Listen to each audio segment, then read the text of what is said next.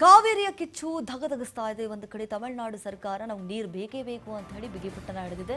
ಮತ್ತೊಂದು ಕಡೆ ಕರ್ನಾಟಕದಲ್ಲಿ ಆಗ್ತಾ ಇರುವಂತಹ ಹೋರಾಟಗಳು, ರೈತರು ಹೇಳ್ತಿದ್ದಾರೆ ಯಾವುದೇ ಕಾರಣಕ್ಕೂ ನಾವು ಅಂತೂ ನೀರು ಬಿಟ್ಕೊಡಲ್ಲ. ಇದೇ ವಿಚಾರಕ್ಕೆ ಸಂಬಂಧಪಟ್ಟಂತೆ ಎಸ್ಪಿ ಡಾಕ್ಟರ್ ಶೋಭಾರಾಣಿ ಅವರೊಟ್ಟಿಗೆ ನಮ್ಮ ಪ್ರತಿನಿಧಿ ಪ್ರವೀಣ್ ಅವರು ಚಿಟ್ಚಾಟ್ ಮಾಡಿದ್ದಾರೆ. ಬನ್ನಿ ಏನ್ ಮಾತನಾಡಿದ್ದಾರೆ ಕೇಳಿಸ್ಕೊಂಬರೋಣ.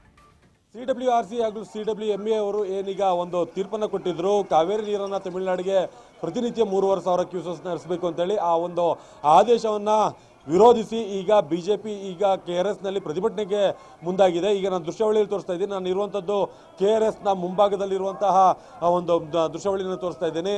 ಏನು ಬಿಜೆಪಿಯ ವಿರೋಧ ಪಕ್ಷದ ನಾಯಕರಾಗಿರುವಂತಹ ಆರ್ ಅಶೋಕ್ ಅವರು ಹಾಗೂ ಬಿಜೆಪಿ ರಾಜ್ಯಾಧ್ಯಕ್ಷರಾದಂಥ ವಿಜೇಂದ್ರ ಅವರು ಈ ಒಂದು ಸ್ಥಳಕ್ಕೆ ಬರ್ತಾ ಇದ್ದಾರೆ.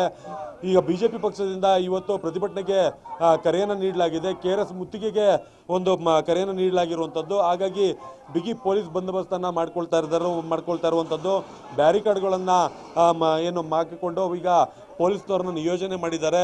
ಯಾಕೆಂದರೆ ಯಾವುದೇ ರೀತಿಯಾದಂತಹ ಅಹಿತಕರ ಘಟನೆಗಳು ನಡೀಬಾರ್ದು ಅನ್ನೋ ಉದ್ದೇಶದಿಂದ ಈ ಒಂದು ರೀತಿಯಲ್ಲಿ ಈಗ ಬಂದೋಬಸ್ತನ್ನು ಏನು ಮಂಡ್ಯ ಜಿಲ್ಲಾ ಪೊಲೀಸ್ನವರು ಮಾಡ್ಕೊಳ್ತಾ ಇರುವಂಥದ್ದು. ಯಾಕೆಂತಂದರೆ ತಮಿಳುನಾಡಿಗೆ ಪ್ರತಿನಿತ್ಯವೂ ಕೂಡ 3,500 ಕ್ಯೂಸೆಸ್ ನೀರನ್ನು ಬಿಡಬೇಕು ಅಂತೇಳಿ ಏನೊಂದು ಆದೇಶವನ್ನು ಮಾಡಿದೆ. ಆ ಆದೇಶಕ್ಕೆ ಸಂಬಂಧಂತೆ ಆ ಆದೇಶವನ್ನು ವಿರೋಧ ಮಾಡಬೇಕು ಅಂತೇಳಿ ಈ ಒಂದು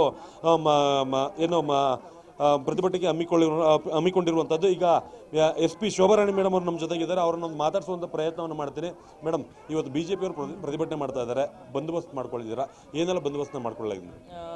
SPಸು 2 ಇದ್ದಾರೆ ಮತ್ತು ಅಡಿಷನಲ್ SPಸು 1 ಮತ್ತು DSPಸು 9 ಜನ, CPIಸು ಅಥವಾ ಇನ್ಸ್ಪೆಕ್ಟರ್ಸು ಅವರು 28 ಜನ ಇದ್ದಾರೆ ಮತ್ತು ಸಬ್ ಇನ್ಸ್ಪೆಕ್ಟರ್ಸು 46 ಜನ ಇದ್ದಾರೆ ಮತ್ತು ASIಸು 59 ಜನ ಇದ್ದಾರೆ. ಸಿಬ್ಬಂದಿಗಳು ಮತ್ತು 10 KSRP ಇದೆ ಮತ್ತು 8 DR ಇದೆ. ಒಟ್ಟಾರೆಯಾಗಿ ಸಿಬ್ಬಂದಿಗಳು ಎಲ್ಲರೂ 1,500ದಷ್ಟು ಜನ ನಿಯೋಜಿಸಲಾಗಿದೆ. ಮೇಡಮ್, ಮಂಡ್ಯ ಜಿಲ್ಲೆಯಾದ್ಯಂತ ಕೂಡ ಪ್ರತಿಭಟನೆಗಳನ್ನ ಕರೆ ನೀಡಿದ್ದಾರೆ. ವಿವಿಧ ಸಂಘಟನೆಗಳು ಪ್ರತಿಭಟನೆ ಕರೆ ನೀಡಿದೆ.